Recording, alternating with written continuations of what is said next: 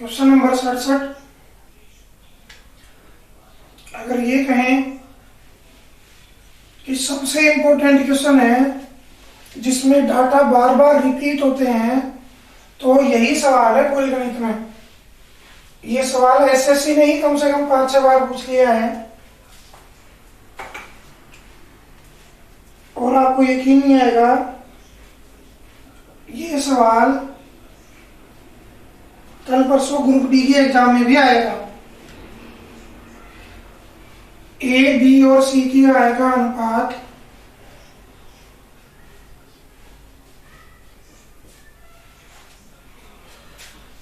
7:9:12 है।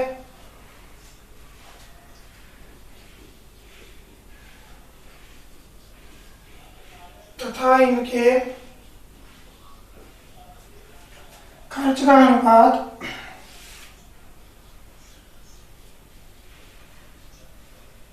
आप चाहो तो देख भी सकते हो बुक में, शायद ही कोई ऐसी बुक हो जिसमें ये सवाल दिया हुआ नहीं हो। आपको हर बुक में ये सवाल मिलेगा क्योंकि ये बहुत महत्वपूर्ण क्वेश्चन है। यदि एक ही बचत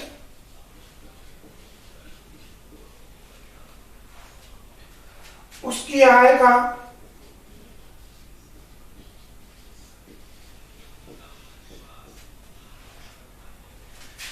1/4 भाग हो। अब आप जल्दी एक चीज सोचिए, मैं पूछूंगा अभी आपसे कि यदि इसको प्रतिशत में लिखना होता तो वो क्या लिखता? यदि 1/4 भाग उसका खर्च है उसे प्रतिशत में लिखना होता तो इस बात को कैसे लिखता भाई?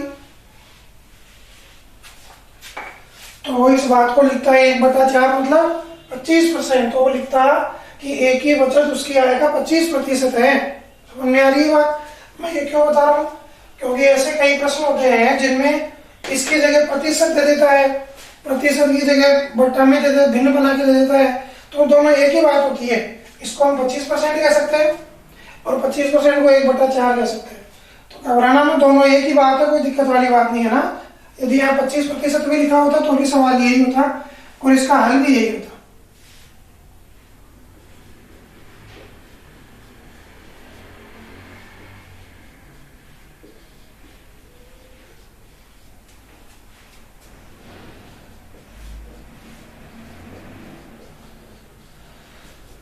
देखिए भाई, अपनी सोच का दायरा बढ़ाइए और सवाल के बारे में सोचना शुरू करिए।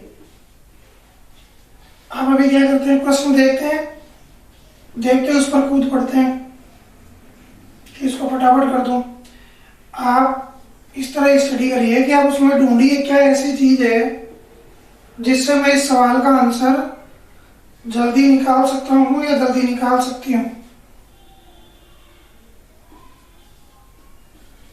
बेड़ चाल मत चलिए, कुछ नया सोचिए, क्योंकि अब जमाना ऐसा ही आ गया कि आपको स्पीड बहुत बढ़ानी पड़ेगी, है ना। यदि आपको सिलेक्शन चाहिए, एक समय था थोड़ा बहुत बच्चे पढ़ते थे सिलेक्शन हो जाता था भाई। आजकल आप देख रहे हैं कितनी कितनी कट ऑफ जा रही है हर एग्जाम में।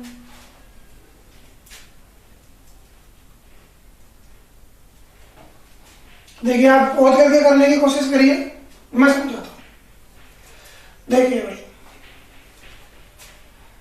3 आदमी है, ए, बी और सी, ठीक है। इनकी आय का अनुपात हमें दिया है 7:9:12। मैं तो ये कहता हूँ भाई, यदि आपको समय बचाना है तो ये अनुपात मत लगाइए, ऐसे लिखो 7:9:12। क्या जरूरत है बार बार ये लगाने की? समय तो इसमें भी जा ही रहा है भाई। लेकिन मैं तो आपके लिए इसलिए लगाता हूँ कि कुछ बच्चे ये सोचते हैं कि ये लोग क्या जल्दी से पढ़ा दिया, समझ में ही नहीं आया। मैं तो इसलिए रखता हूँ ना। आपको तो ये अनुपात लिखने की जरूरत नहीं, आप सीधे लिखो ना 8, 9, 15। पता ही आपको बीच में अनुपात आएगा, तो लिखने की जरूरत कहाँ पड़ रही है? इतनी बात मुझे लगता है आपको समझ में आ गई होगी। समझ में क्या है, सवाल ही था अभी तक यहाँ तक। तो देखिए भाई ध्यान से। अब उसने कहा एक ही बचत उसकी आय का 1/4 भाग है। मतलब यदि उसकी आय 4 है तो उसकी बचत कितनी है? 1। अब देखो, बचत से हम कुछ नहीं कर सकते। क्यों नहीं कर सकते? क्योंकि क्योंकि एक तो मैं आय थी, एक हमें खर्च दिया है। ठीक है, अब आप मुझे बताइए कि कोई आदमी की बचत 4 रुपए में से 1 रुपया है, 4 रुपए में से 1 रुपए यदि वो बचाता है तो 4 में से खर्च कितना करता होगा? 3। जाहिर सी बात है, कोई व्यक्ति एक की बचत उसकी आय का 1/4 भाग है। मतलब यदि वो 4 रुपए कमाता है तो 1 रुपए बचाता है, तो खर्च क्या होगा कि 4 रुपए कमाएगा, 1 रुपए बचा लेगा, तो खर्च कितने करेगा? 3 रुपए। ठीक है भाई, हमने खर्च क्यों निकाला? क्योंकि हमें अनुपात कितना दिया हुआ था? किसका दिया हुआ था? खर्च का। अब देखो, अब अनुपात और आय हमें 3:4 के अनुपात में चाहिए। हमें जो खर्च और आय है वो किस अनुपात में चाहिए? 3:4 के अनुपात में चाहिए। समझ में आ रही है बात? तो देखो कैसे बनाए। सबसे पहले तो हमें क्या करना पड़ेगा? इनको बराबर करना पड़ेगा। यदि मैं देखो, हमें केवल एक के बारे में दिया है, एक ही बचत उसकी आएगा 1/4, तो हमें एक ही खर्च और एक ही आय में ही अनुपात बनाना है, सब में नहीं बनाना है। ठीक है, क्योंकि सबकी जो बचत है वो 1/4 नहीं है, केवल एक ही है। तो एक के खर्च को 3 करना है और आय को 4 करना है। ठीक है भाई साहब, तो पहले तो हम इनको बराबर करें। बराबर कैसे करें? इसको यदि मैं 8 से गुणा कर दूं और इसको यदि मैं 7 से गुणा कर दूं, तो ये 7 को 8 56, 8 56 बराबर हो जाएंगे। मतलब इन सबको किससे गुणा कर दो? 8 से, और इन सबको किससे गुणा कर दो? 7 से, तो ये बराबर हो जाएंगे। समझ में आ रही है बात? अब तो ये एक ही आय और खर्च बराबर हो गए। 8 7 56, 7 8 56 बराबर हो गए। ठीक है, अब हमें क्या करना है? खर्च को तो करना है 4, तो इसको 4 से गुणा कर देंगे। और सॉरी, आय करनी है 4, तो आय को तो 4 से गुणा कर देंगे। और खर्च कितना करना है? 3, तो इसको 3 से गुणा कर देंगे। तो एक की जो आय और खर्च है वो 4:3 के अनुपात में आ जाएंगे। जैसे हमने इनको 8 से गुणा किया और इन सबको 8 से गुणा किया और इन सबको 7 से गुणा किया, तो एक ही आय और खर्च बराबर हो गए। अब हमें खर्च और आय का अनुपात 3:4 रखना था। आय 4 करनी थी, 4 से गुणा कर दिया आय को। खर्च 3 करना था, 3 से गुणा कर दिया खर्च को। समझ में आ रही है बात? देखिए, अब उसकी बचत क्या होगी? बचत क्या होती है बताइए आप? आय में से खर्च निकाल देंगे, बचत मिल जाएगी हमें। अब उसकी आय देखें यदि आप, तो आय क्या है? इसको गुणा करना है 7 से भाई, तो आय होगी 7 गुणा 8 गुणा 4। अब आप सोच रहे होंगे गुणा क्यों नहीं कर रहे? गुणा नहीं कर रहे क्योंकि कॉमन आ जाएगा ना। फिर यहाँ खर्च कितना है? केवल एक का लिख रहा हूं मैं। खर्च कितना है? 8 गुणा 7 गुणा में 3। समझ में आ रही है बात? दोबारा देखिए ध्यान से। आय 832 से गुणा करेंगे 7 को तो एक ही आय आ जाएगी, और 7 के 21 से गुणा करेंगे 8 को तो क्या जाएगा? एक का खर्च। मैंने गुणा नहीं किया, ऐसे रख लिया, तो रख लिया। देखो 7 8 56 दोनों में कॉमन आ रहा है। 7 8 56 कॉमन आ रहा है, अंदर 4 - 3 बचेगा, तो 4 - 3 एक ही होता है, तो हमारे पास एक का मान कितना आ गया? 56। अब एक की जो बचत है वो 56 या 56 का गुणज होनी चाहिए। अब आप ऑप्शन पे ध्यान देंगे, 56, ये 56 ही मिल गई। क्या ये 56 या 56 का गुणज है? नहीं। क्या ये 56 या 56 का गुणज है? नहीं। क्या ये 56 या 56 का गुणज है? नहीं। मतलब हमें बी और सी की बचत निकालने की आवश्यकता नहीं है। फिर भी आप निकालना चाहे तो बता देता हूं। देखिए, इनको गुणा करेंगे, 9 गुणा 8 गुणा 4 में से घटाना है क्या? इसका खर्च 9 गुणा 7 गुणा 3, और सी की बात करें 12 गुणा 8 गुणा 4 माइनस 15 गुणा 7 गुणा 3। तो देखो यहाँ 9 कॉमन आ जाएगा, 9 यहाँ भी है, 9 यहाँ भी है, और कुछ भी कॉमन नहीं आ रहा है। तो 8 चौक 32, 7 या 21, 32 में 21 गया तो 11, और 11 9 99। ठीक है भाई। और ऐसे यहाँ निकालेंगे तो यहाँ क्या कॉमन आ जाएगा? 3 कॉमन आ जाएगा भाई, और इसको हल करेंगे तो ये मिलने वाला है, क्यों समय बर्बाद करेगा। समझ में आ रही है बात।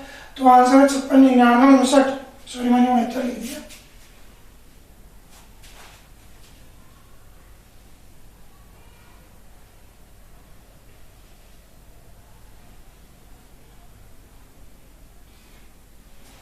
चलिए आएगा भाई ना।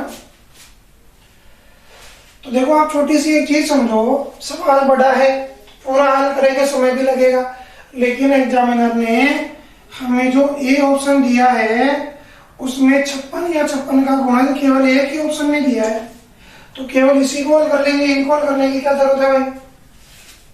समझ में आ रही है बात।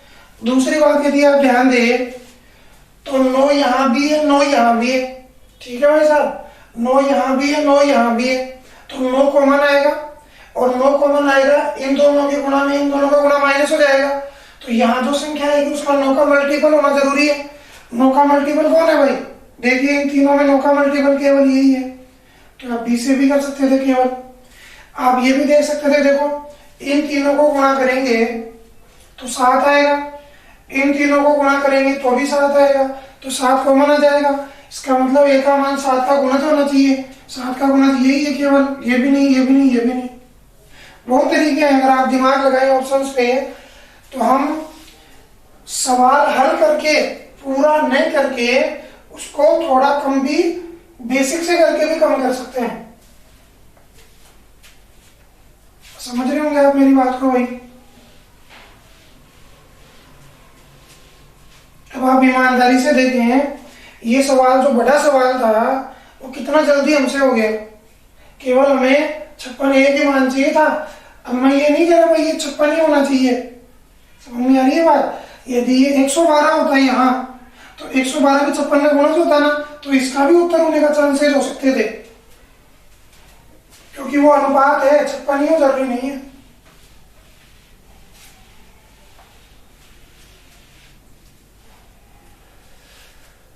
बढ़े भाई आगे।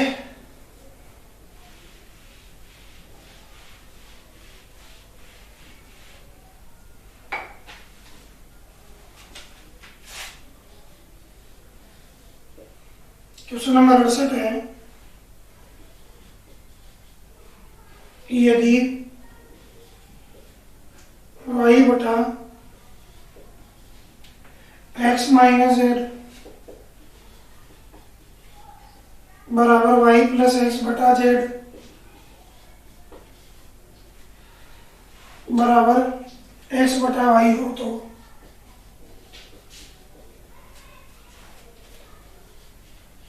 x अनुपात y अनुपात z का मान ज्ञात करें।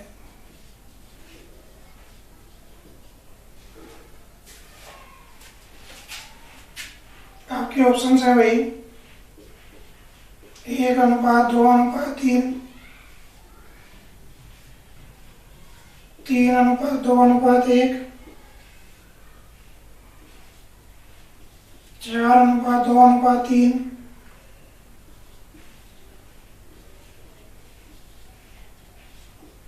2 अनुपात 4 अनुपात 7।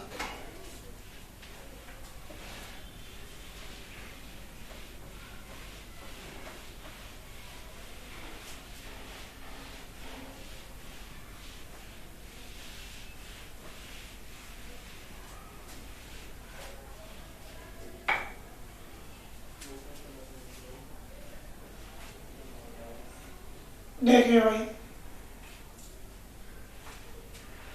ऐसे सवालों में ध्यान रखना है, हमें तीनों को सोल्व करने की जरूरत नहीं है। हम किन्हीं भी 2 को लेकर सोल्व कर सकते हैं, 2 को लेकर सोल्व कर सकते हैं। क्यों? क्योंकि इनमें x भी आ गया, y भी आ गया और z भी आ गया, या इन दोनों को लेकर भी सोल्व कर सकते हैं। पूरे को सोल्व करने की जरूरत हमें नहीं होती। और वैसे ये सवाल यदि बराबर में k करके करेंगे तो बहुत बड़ा सवाल बनेगा, ठीक है। तो हम केवल इन 2 को ही लेते हैं। अभी इन 2 को ही क्यों ले, इन 2 को क्यों नहीं ले?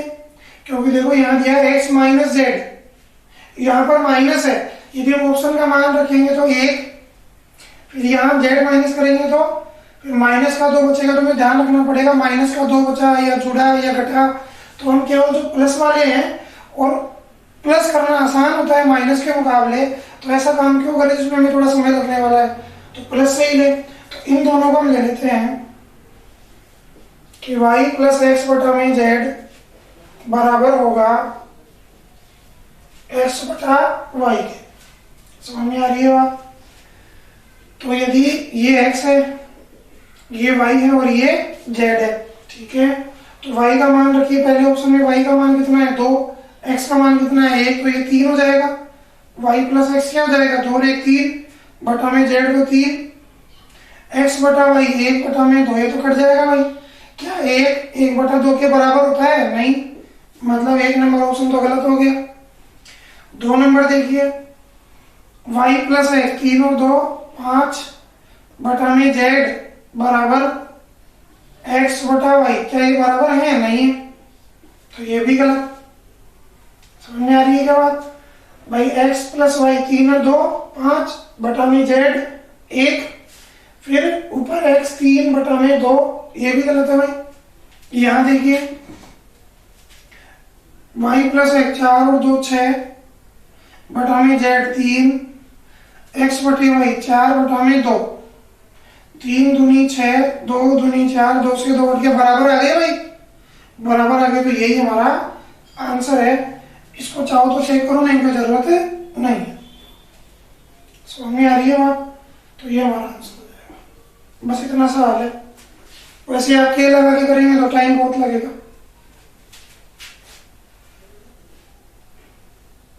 Question number 69। ऐसे सवाल एग्जाम में आते हैं, हम लोग परेशान हो जाते हैं कैसे करें इसको बराबर के। जिन बच्चों को बेसिक स्ट्रॉन्ग है वो सोचते हैं कि मैं कर सकता हूँ इस सवाल को, लेकिन समय लग जाएगा।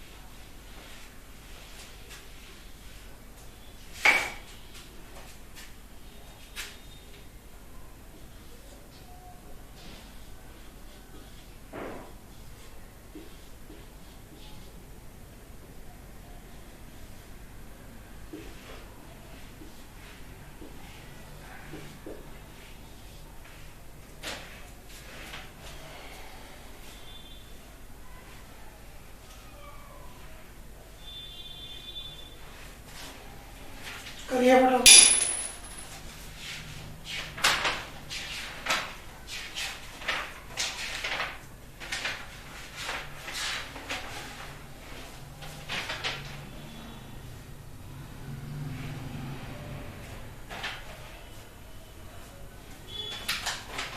देखो मैं थोड़ा आपको बता दूं, एक बार एक सवाल हमने पहले किया था ऐसा कि दो संख्याओं के अंतर योगफल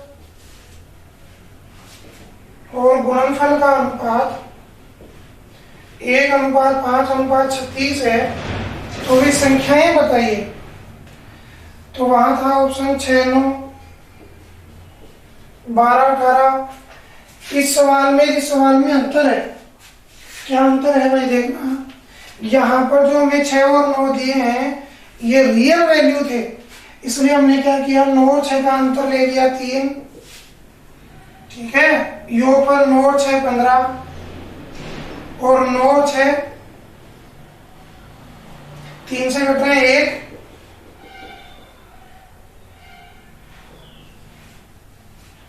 तीन से कटेगा तो 9 दूनी 18। तो ये आंसर नहीं था, 36 आना चाहिए अनुपात, फिर हमने ये लिया था ऑप्शन। इस सवाल में ऐसे वैल्यू नहीं रख सकते। क्यों नहीं रख सकते? क्योंकि यहाँ पर m और n का अनुपात दिया है, ये रियल वैल्यू नहीं है। समझ में आ रही है बात? जैसे देखो 3 और 2 संख्याएं हैं, यदि आप इनको जोड़ेंगे, अब इसी बात को समझिए कि ये रियल वैल्यू थी, इसलिए हमने अंतर भी कर लिया, योग भी कर लिया और गुणनफल भी कर लिया, लेकिन इस सवाल में हमारे पास ये रियल वैल्यूज नहीं। समझ समझ में आ रही है बात? तो एक बात ये तो आपको आती होगी भाई कि ये हमें क्या पूछ रहा है, एन अनुपात उल्टा हो जाएगा ये, और जब गुणा करेंगे एन इधर और एन इधर, हमें ये क्या पूछ रहा है भाई, एन अनुपात एम। ध्यान देना, सवाल में बहुत आसान सवाल है, बेसिक तरीके से ही कर रहे हैं। देखिए इन तीनों को के से गुणा कर देंगे भाई, तो m प्लस एन 7 के, m माइनस एन 1 के और एम एन 60 के। आ रही है बात समझ में? तो जैसा हम बहुत बार पहले भी कर चुके हैं ऐसा कि हम इसको भूल जाते हैं एक बार कि ये है ही नहीं, ठीक है। तो m प्लस एन कितना आया 7 के, m माइनस एन कितना आया k। बताइए a plus B a minus B आए तो मैंने आपको हल करना सिखाया था कैसे निकालते हैं m और n। बताइए भाई, इन दोनों को जोड़ के 2 का भाग देंगे, 7 और 1 8 के, 2 का भाग दिया तो 4 के, ठीक है। और m माइनस एन क्या होगा, 7 में 1 के गए तो 6, 2 का भाग दिया तो 3 के। समझ में आ रही है बात? और जब इनका अनुपात बनाएंगे, n का मान है 3 के और m का मान है 4 के, तो ये कट जाएंगे भाई, कैसे क्या कट जाएगा ना, तो आंसर क्या आएगा हमारा 3 अनुपात 4। मतलब यहाँ पर जो एम एन अनुपात यहाँ कितना दिया था 60, इसकी हमें कोई आवश्यकता ही नहीं है, केवल हम इन 2 से ही हल कर देंगे बस, हमें एम एन की कोई जरूरत ही नहीं है।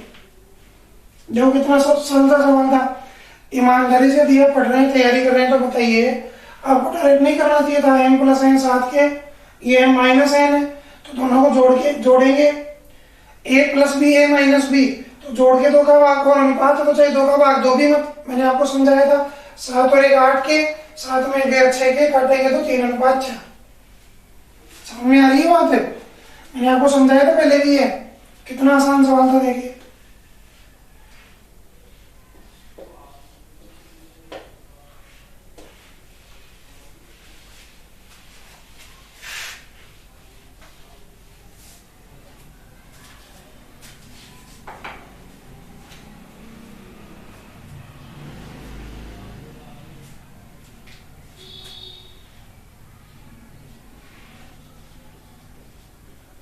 एक संस्था में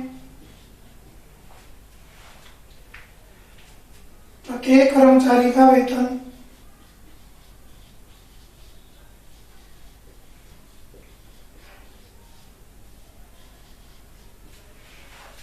एक संस्था में प्रत्येक कर्मचारी का वेतन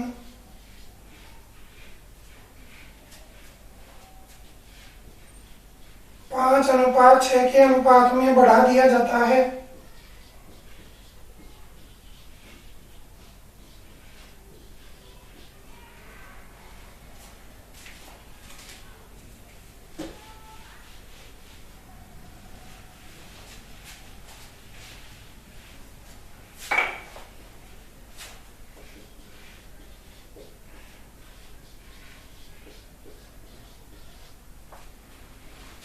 बढ़ा दिया जाता है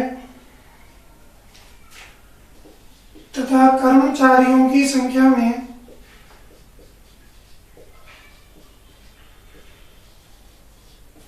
कर्मचारियों की संख्या में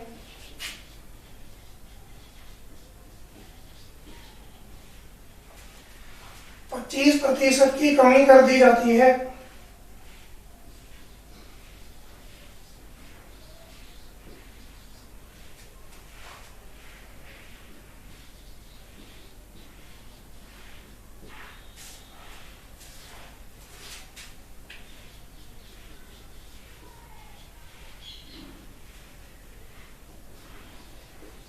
इस प्रकार संस्था को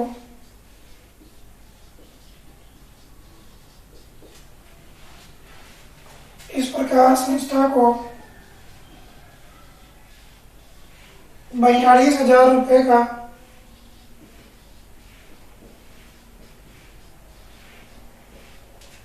फायदा होता है।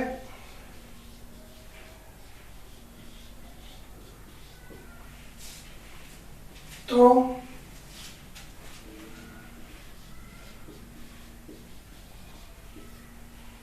आरंभ में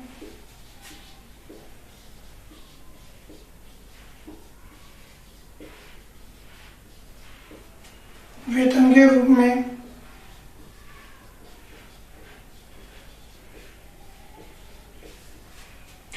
संस्था का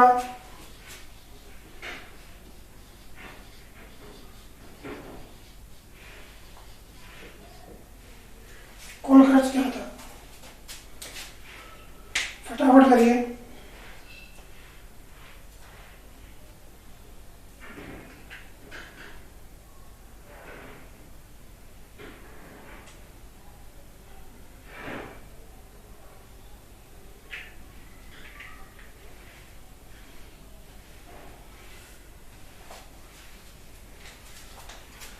यदि आपको पढ़ने में मजा आ रहा है, यदि आपको अच्छा लग रहा है, तो आप वीडियो को शेयर जरूर करें, अपने उन दोस्तों तक भी पहुंचाएं जो अभी अध्ययन नहीं कर रहे हैं। उन्हें समझाइए कि ये बहुत इंपॉर्टेंट समय है, इसे व्यर्थ नहीं जाने दें।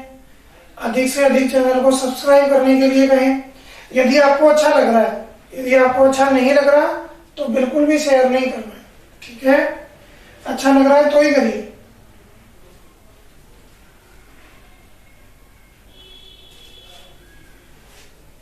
मुझे उम्मीद है कि आप लोगों को पढ़ के मजा आ रहा होगा।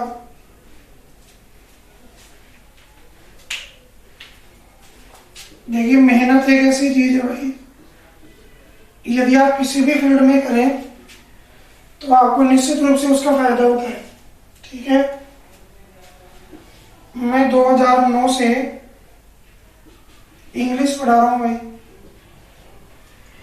और 2017 से मैथमेटिक्स पढ़ा रहा हूँ।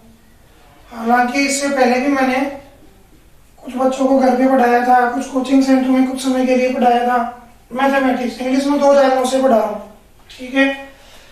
शुरुआत में जब हमने कोचिंग खोली ईजी क्लासेस,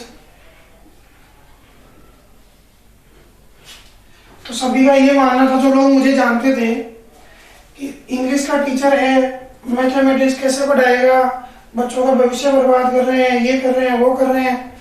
कुछ 2-4 कोचिंग सेंटर्स की तरफ से ये कहा भी गया कि भाई वो तो अंग्रेजी के अध्यापक है, अंग्रेजी के अध्यापक को मैथ कहाँ से आएगी? तो आप खुद समझ सकते हैं भाई, यदि कोई विद्यार्थी एसएससी सीजीएल में सिलेक्ट हुआ है और उसे मैथ नहीं आती है, ऐसा हो सकता है क्या कभी? अगर मैथमेटिक्स नहीं आती है, आपकी जानकारी के लिए बता दूं, प्री और मेंस दोनों का पेपर मिलाकर 600 नंबर का होता है, जिसमें से 250 नंबर की इंग्लिश और 250 नंबर की मैथ्स आती है। अगर मैथ्स नहीं आती मुझे, तो क्या सिलेक्शन होना आसान था? क्या सिलेक्शन हो पाता भाई? कभी कभी नहीं हो पाता। और इन वीडियोस को देखकर आपको लग रहा होगा, और यदि जो टीचर्स मेरे बारे में ऐसा कह रहे थे, उनको भी अब महसूस हो रहा होगा कि मैं किस लेवल की या किस तरीके से मैं गणित बच्चों को पढ़ा रहा हूँ 2017 से। उनको रियलाइज हो रहा होगा कि क्यों ईजी क्लासेस खुलते ही चल पड़ी, ईजी क्लासेस खुलते ही क्यों चल पड़ी। इसका कारण आज उनको समझ में आ रहा होगा कि हम लोग क्या लेवल क्लास में दे रहे हैं, क्या लेवल हम बच्चों को पढ़ा रहे हैं और किस तरीके से पढ़ा रहे हैं। आप इस बात को समझ पा रहे होंगे। ये सब किसकी वजह से हो पाया भाई? मेहनत की वजह से। यदि आप लोग प्रयास करेंगे, मैं ये नहीं कह रहा कि मैं ही बेस्ट तरीके से बता रहा हूँ, आप भी यदि इन प्रश्नों के यदि अध्ययन करेंगे, इन पर विचार करेंगे, तो आपको भी हो सकता है कोई बहुत बढ़िया बढ़िया तरीके मिल जाएं जो आज तक किसी ने नहीं सोचे होंगे। तो मेहनत करिए, केवल ऐसी मेहनत मत करिए। सवाल देखा, आपको एक तरीका था हल करने का, आपने उस तरीके से उसको हल कर दिया फटाफट, चलो जी। ऐसा नहीं करना, मनन करना है, सोचना है कि 30 सेकंड का सवाल है, क्या इसे 10 सेकंड में किया जा सकता है? क्या ऐसा कोई तरीका है जिससे सवाल में 10 सेकंड में कर लूं? ये चीज आपको सोचनी चाहिए। समझ में आ रही है बात? मेहनत करिए भाई, जीवन में कुछ भी असंभव नहीं है। अंग्रेजी का अध्यापक मैथ्स कैसे बढ़ाएगा, ये सबका सवाल था, मैं बताना भूल गया। लेकिन उन्होंने ये नहीं सोचा कि एक जो रीजनिंग का टीचर होता है अगर इंग्लिश को पढ़ाने के लिए एमए की जरूरत होती है, मैथ्स पढ़ाने के लिए बीटेक या एमएससी की जरूरत होती है, अगर ऐसा है तो मुझे बताइए रीजनिंग के लिए कौन सी डिग्री की आवश्यकता होती है? जो टीचर रीजनिंग पढ़ा रहा है उसको कौन सी डिग्री चाहिए, वो कौन सी डिग्री लेके पढ़ा रहा है? तो मैं नहीं भाई, ऐसे बहुत सारे एग्जाम्पल हैं जिन्होंने बीए या एमए किया है, वो बहुत अच्छी मैथ्स पढ़ा रहे हैं, वो बहुत अच्छी साइंस पढ़ा रहे हैं जिन्होंने बीए एमए किया है।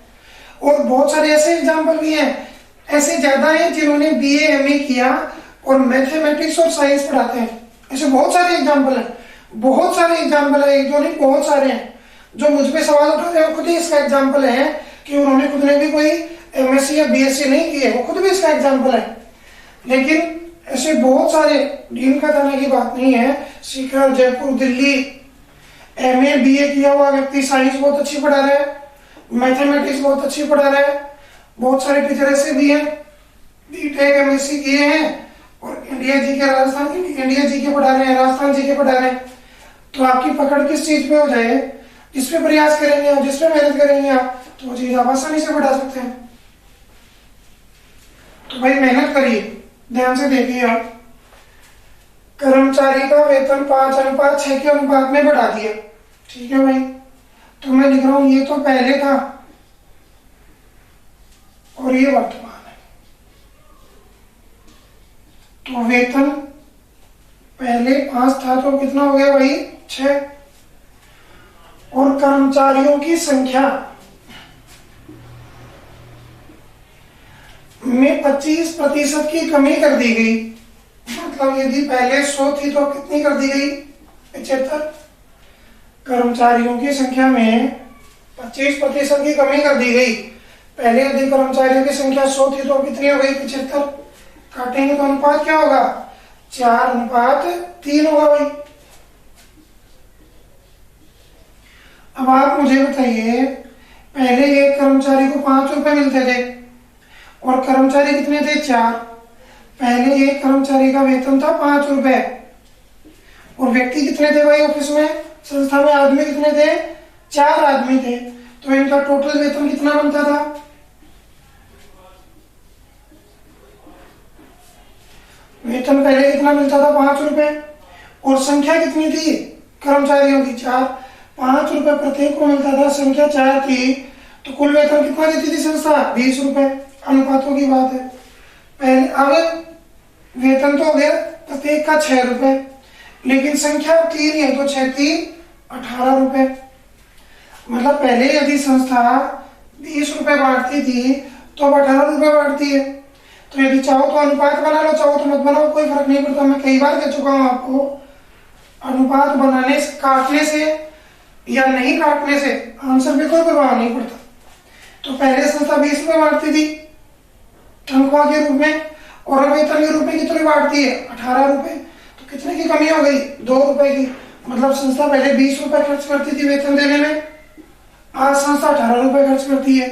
तो संस्था के वेतन में कितने, जो वेतन बांटती है कितने रुपए कम हो गया 2 रुपए। सवाल कहता है 2 रुपए कम नहीं हुए, संस्था को 42,000 रुपए का फायदा हो गया। यहाँ संस्था पहले 20 रुपए बांटती थी, अब 18, तो संस्था को 2 रुपए का फायदा हुआ। लेकिन सवाल कहता है फायदा 2 रुपए का नहीं 42,000 रुपए का है। 2 का मान कितना आ गया 42,000। तो हमें किसका मान निकालना है 20 का, क्योंकि पहले तो 20 रुपए ही बांटती थी और आरंभ में ही पूछा, हमें पूछा कब का है आरंभ में, तो आरंभ में 20 रुपए बांटती थी। देखो 2 को किससे गुणा करें 20 हो जाए 10 से, तो इसको 10 से गुणा कर देंगे। तो संस्था पहले वेतन के रूप में 4,20,000 रुपए बांटती थी। बहुत आसान सवाल था।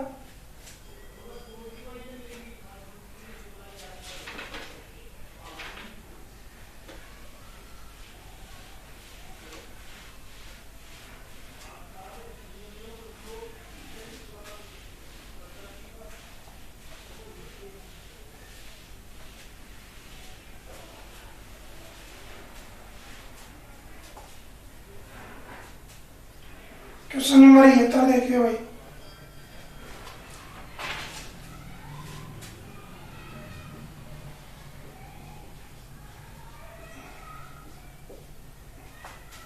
एक व्यक्ति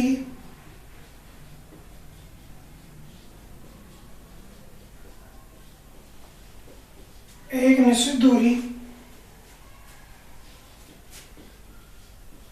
ट्रेन, बस तथा कार द्वारा 5:3:1 के अनुपात में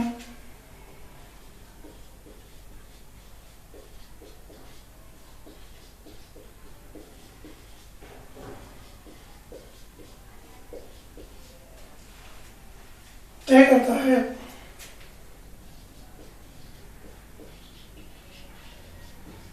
यदि इनके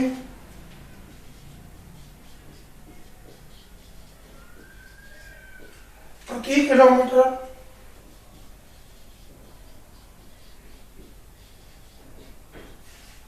किराए का अनुपात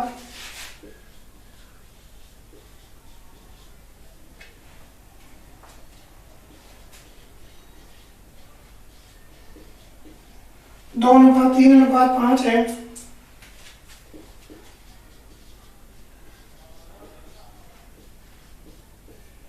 यदि किराए के रूप में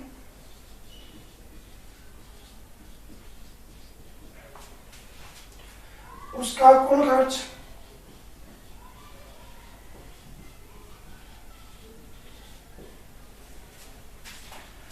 7200 रुपये है,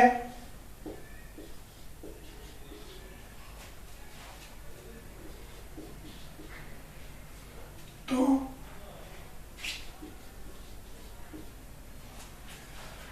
बस का कुल किराया ज्ञात करें।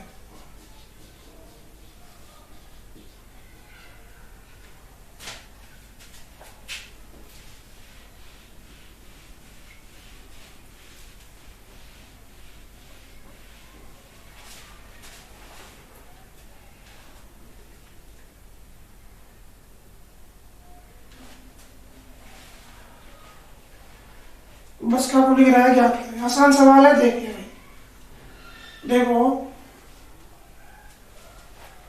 एक है ट्रेन, एक है बस, एक है कार, ठीक है भाई। इनके द्वारा तय की ये जो दूरी है उसका अनुपात है 5:3:1, ठीक है। और इनके प्रति किलोमीटर किराए का अनुपात, प्रति किलोमीटर किराए का अनुपात कितना है? 2:3:5।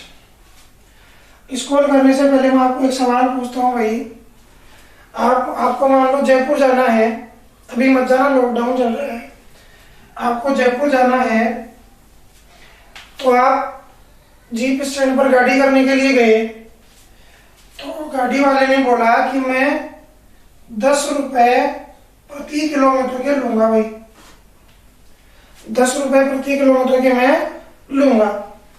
तो आपने तुरंत हिसाब लगाया कि जयपुर 120 किलोमीटर है, 120 किलोमीटर जाना, 120 किलोमीटर आना, टोटल हो गई 240 किलोमीटर, ठीक है भाई। और 1 किलोमीटर का लेगा ये 10 रुपए, तो गाड़ी कितने में जयपुर जाके आएगी? 2400 रुपए में। यही करते हैं हम भाई, ये कैलकुलेशन हम करते हैं, जल्दी नहीं करते हैं। तो वही ये सवाल है क्या कि कितने दूर गया? 5 किलोमीटर गया ट्रेन से। ट्रेन से कितने किलोमीटर गया? 5 किलोमीटर। ट्रेन से कितने किलोमीटर गया? 5 किलोमीटर, ठीक है भाई। 5 किलोमीटर गया, 1 किलोमीटर का किराया है 2 रुपए। 1 किलोमीटर का किराया कितना है भाई? 2 रुपए। तो ट्रेन का कुल किराया कितना होगा?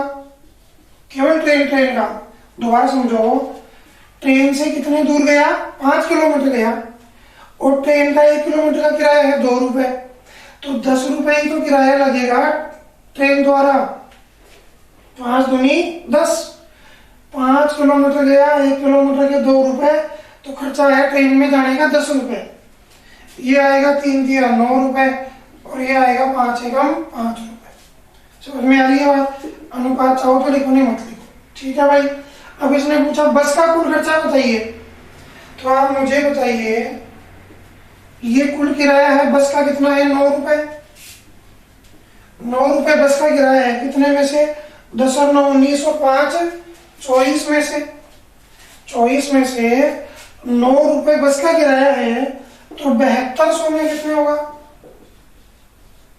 24 की 72 और 9 की 2700 रुपए बस द्वारा खर्चा है। ऐसे भी कर सकते हैं, 10 और 9 19 और 5 24, टोटल खर्चा 24, ये कहता है 24 नहीं 7200, तो 24 की 72 300 रुपए आ गया एक इकाई का मान, तो 9 इकाई का मान 2700 रुपए, लिखना नहीं पड़ेगा। समझ में आ रही है बात, नोट करिए बेटा।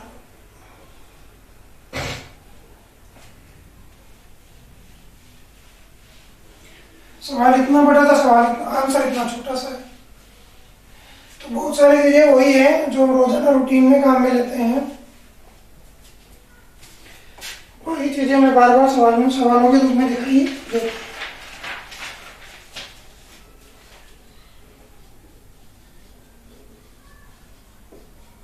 एक व्यक्ति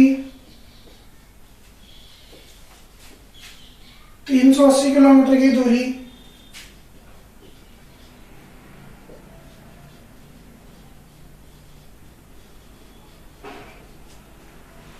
ट्रेन, बस व कार द्वारा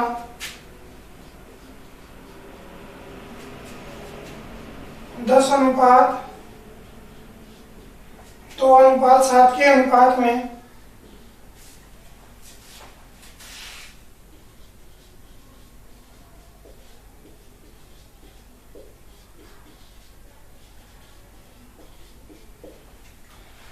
तय करता है, इनके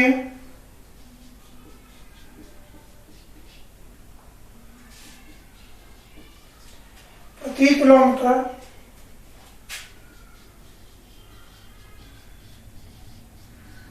किराए का अनुपात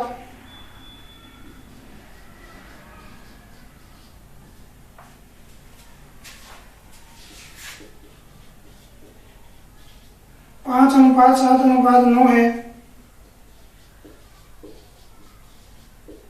यदि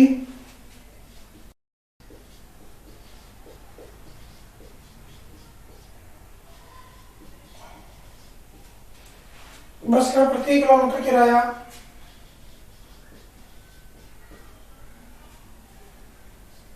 1.40 रुपए है,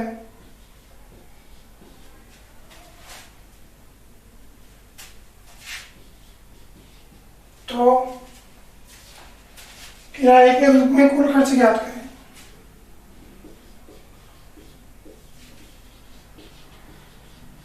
किराए के रूप में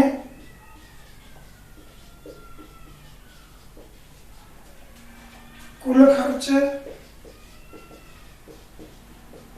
ज्ञात करें।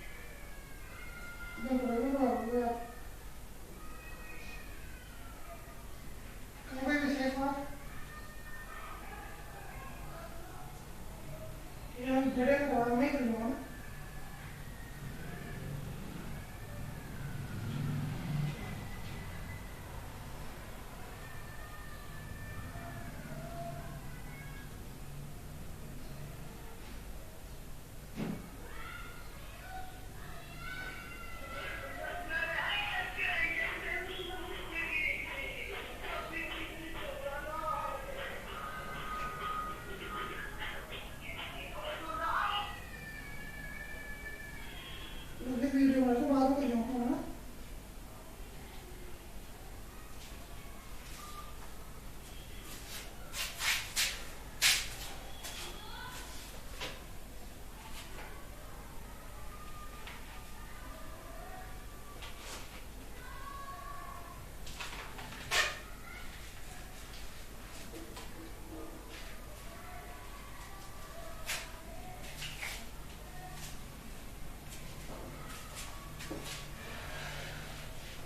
चलो भाई आगे।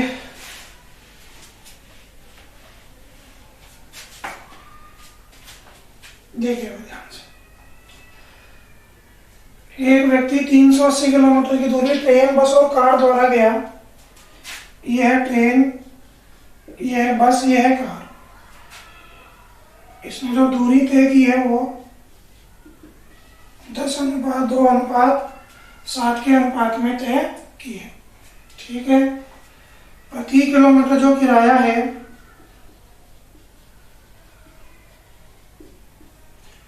वो है 5:7:9 के अनुपात में। ठीक है भाई। तो इनका जो कुल किराया होगा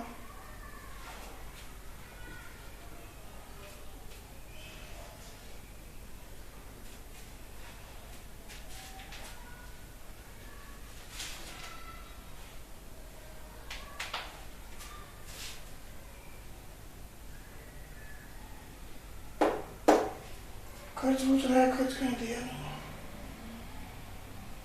अच्छा सॉरी। तो हम कुल खर्च निकालें तो 10×5 7×2 14 और 9×7 ये इनके कुल खर्चों का अनुपात आ गया। समझ में आ रही है बात। अब बात आती है पहले किराए के रूप में कुल खर्चा पूछ रहा है, तो इन तीनों का जोड़ हमें पूछ रहा है भैया ना। कुल खर्चा पूछ रहा है तो कुल खर्चा निकालना ही पड़ेगा हमें। तो दूर गया 10 किलोमीटर गया ट्रेन से, 1 किलोमीटर के 5 रुपये, 10×50। 2 किलोमीटर गया बस से, 1 किलोमीटर के 7 रुपये, तो 14 रुपये लगे। 7 किलोमीटर गया ट्रेन से, सॉरी कार से, 1 किलोमीटर के 9 रुपये, तो 63 रुपये यहाँ लगे। समझ में आ रही है बात। अब बात निकाल देखते हैं भाई हमें क्या दिया है। हमें दिया है प्रति किलोमीटर किराया किसका, प्रति किलोमीटर किराया हमें किसका दिया है, बस का। तो हम क्या करें, अगर हमें ये पता चल जाए कि बस द्वारा तय की गई दूरी कितनी है तो उस दूरी को हम इससे गुणा कर देंगे, तो बस द्वारा तय की गई दूरी का कुल खर्चा आ जाएगा भाई। दोबारा समझिए, ये प्रति किलोमीटर किराया किसका है, बस का। हमें ये पता, जैसे मान लो 1.40 रुपये 1 किलोमीटर का है, हमें ये पता चल जाए कि बस के द्वारा तय की गई दूरी 100 है, तो 140 रुपये हुए नहीं हुए भाई। 140 रुपये क्या हो जाएंगे, बस द्वारा तय की गई दूरी का कुल खर्चा 140 रुपये। तो इसके लिए हमें क्या चाहिए, पहले हमें दूरी चाहिए कि बस ने कितनी दूरी तय की है, क्योंकि बस की दूरी को प्रति किलोमीटर किराए से गुणा करेंगे तभी तो बस द्वारा तय की गई दूरी का कुल खर्चा आएगा। अब देखो हमें दूरी भी दी है और दूरी किस अनुपात में तय की है ये भी दिया है। ठीक है। तो बस द्वारा तय की गई दूरी हम निकालते हैं। ठीक है भाई। तो देखो ये ट्रेन, ये बस और ये कार, बस द्वारा तय की गई दूरी 2 ही है, ये दूरी का अनुपात ही तो है। तो बस द्वारा तय की गई दूरी कितनी है, 2 कितने में से, 7, 2, 9 और 10 से 19 में से। तो 380 में कितनी होगी, मतलब बस द्वारा उसने टोटल कितनी दूरी तय की है, 40 किलोमीटर दूरी तय की है। बस द्वारा उसने कितनी दूरी तय की है, 40 किलोमीटर। तो बस द्वारा बस का कुल किराया निकालते हैं। एक टोटल गया 40 किलोमीटर, 1 किलोमीटर के लगते हैं 1.40 रुपए, पॉइंट हटाया बटा में 100, 2 जीरो से 2 जीरो कट गई। तो बस द्वारा कुल खर्चा कितना है, 56 रुपए। बस द्वारा तय की गई दूरी का कुल खर्चा कितना है, 56। दोबारा देखो भाई, 380 किलोमीटर गया, बस से गया 2 किलोमीटर, 7 और 2 9 और 10 19 में से, यहाँ पे से कर लो 19 किलोमीटर जा रहा है अनुपातों में, वास्तविकता में कितना जा रहा है 380। तो 19 दूनी 38, 1 इकाई का मान 20 हो जाएगा, 2 इकाई का मान कितना हो जाएगा 40। मेरी मानो तो ऐसे ही करो डायरेक्ट ही, ये लिखो मत। ये तो मैं इसलिए लिख रहा हूँ, कुछ नए बच्चे भी होंगे जो उन्होंने शुरू किया होगा पढ़ना, उनको जल्दी बात कैच नहीं होगी, इसलिए मैं कर रहा हूँ। आपको क्या करना चाहिए, ये दूरी का अनुपात है, ये टोटल दूरी है, 7 और 2 9 10 19 का मान 380 है, 1 इकाई का मान 20। तो बस के द्वारा तय की दूरी 2 है ना, तो बस के द्वारा तय की दूरी 40 आ गई। ये लिखने की मेरे को जरूरत नहीं थी। समझ में आ रही है बात। तो बस का कुल खर्चा कितना हो गया, 40 किलोमीटर गया, 1 किलोमीटर के लगते हैं 1.40 रुपए, तो बस का खर्चा आ गया 56। सवाल कहता है भाई साहब बस का खर्चा 56 नहीं है, बस का खर्चा कितना है, बस द्वारा कुल खर्चा कितना है, 14 रुपए। बस द्वारा कुल खर्चा कितना है, 14 रुपए। सवाल कहता है 14 नहीं 56 है। मैंने कहा ना भाई बस का खर्चा 56 रुपए ही तो है, 14 का मान 56 आ गया। इनको जोड़ेंगे, देखो पहले दाई के अंक जोड़ लिया करो, 50, 10, 60, 4 को छोड़ दो, 60, 60, 120 और 127। इसे जोड़ लिया करो 50, इसको 14 मानो 10 ही मानो, 4 बाद में ले लेंगे, 50 और 10, 60 और 60, 3 छोड़ दो, 120 और 7, 127 का मान ज्ञात करो।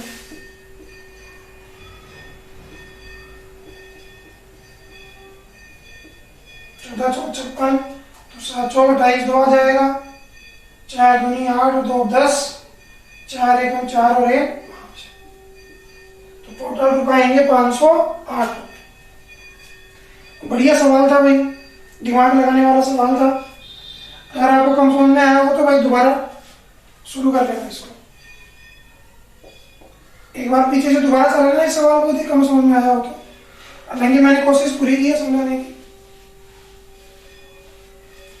देखो मैं आपसे पूछ नहीं सकता कि किसको समझ में नहीं आया, ठीक है, लेकिन जो बच्चे क्लास में पढ़ते हैं उनको पता होगा कि जब तक कोई भी बच्चा हाथ ऊपर कर देता है मुझे समझ में नहीं आया, तो मैं उस हर बच्चे को दोबारा वो सवाल बताता हूँ, चाहे कोई दूसरी बार पूछता हो, तीसरी बार पूछता हो, 5वीं बार पूछता हो, कोई सी बार पूछता हो। हमारी कोचिंग में हम कभी भी ये नहीं करते किसी बच्चे ने सवाल किया है तो उसके सवाल का गोलमोल जवाब दे दो, नहीं, उसकी जिज्ञासा को पूर्णतया शांत करने का प्रयास किया जाता है ताकि वो हमसे मन से जुड़े, ठीक है। क्वेश्चन नंबर 73,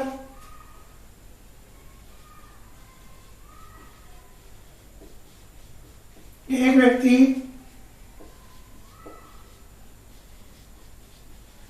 473 किलोमीटर की दूरी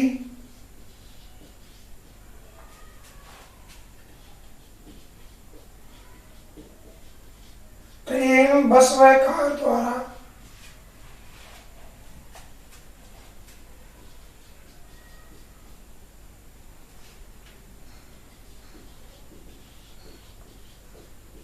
तय करता है।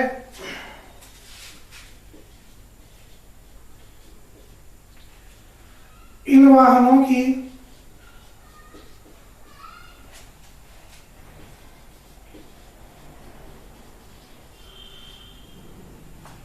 औसत चालों का अनुपात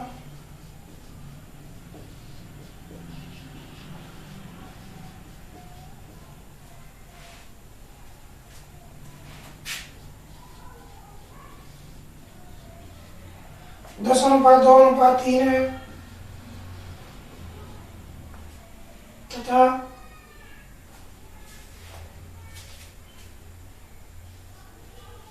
इनके द्वारा लिए गए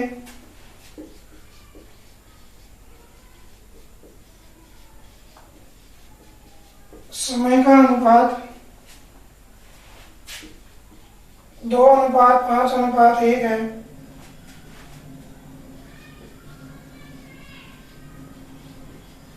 तो कार द्वारा तय की गई दूरी ज्ञात करें। बहुत आसान सवाल है भाई।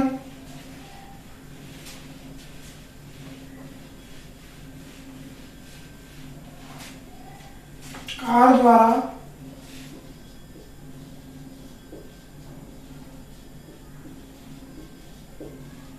तय की गई दूरी ज्ञात करें। आप बहुत अच्छे से जानते हैं भाई, चाल को यदि समय से गुणा करेंगे तो दूरी आ जाएगी। तो ट्रेन, बस और कार के द्वारा कार की जो चाल है उसका अनुपात है 10 अनुपात 2 अनुपात 3, ठीक है। इनके द्वारा लिए गए समय का अनुपात है 2 अनुपात 5 अनुपात 1। तो दूरी क्या हो जाएगी, 4 गुणा समय, 10 दूनी 20, 5 दूनी 10। ये दूरी का अनुपात ले तो बहुत अच्छे जानते हैं भाई आप, 4 को 100 से गुणा करेंगे, दूरी तो आएगी। समझ में आ रही है बात? तो दूरी किसकी पूछी है? कार द्वारा तय की गई दूरी। तो कार द्वारा तय की गई दूरी कितनी है भाई? 3। कार द्वारा तय की गई दूरी कितनी है? 3। कितने में से भाई? 20 और 10 30 और 3 33 में से। तो 473 में कितनी होगी? ये 3 से कट रहा है 11 बार, 11 चौक 44, 3 बचा 11 3 33। तो कार द्वारा तय की गई दूरी कितनी है? 43 किलोमीटर। ठीक है भाई।